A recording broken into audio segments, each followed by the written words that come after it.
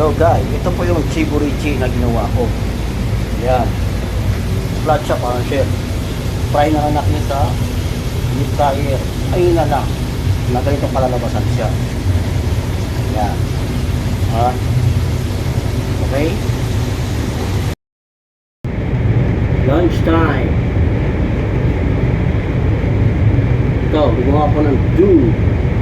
Oh, sa mga luto ng chiburichi. Ito, dough. Flour and salt. Yung oil. Imamasa natin to. Gagawin natin flat para sa chiburichi. Chiburichi is means for the Greek food.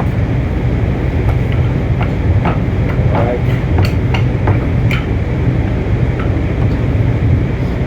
Ito ang paborito ng mga Ruso or Russian. Flat mo siya. I-flat mo siya ganito. Flat. Lalagyan mo ng ground beef or pork, onion chop, salt and pepper, yun lang. At lalagay mo dito, spread, and then cover up,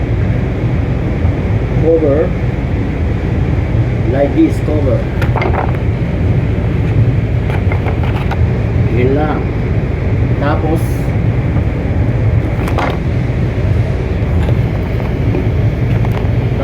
cover, and then ayaw mo ng pork, and spread like this. Kita mo? Tingnan. Yes, yan. Like this, remove like a shell. Check. After finish with then fry, oil fry. Right? Ito, ganyan.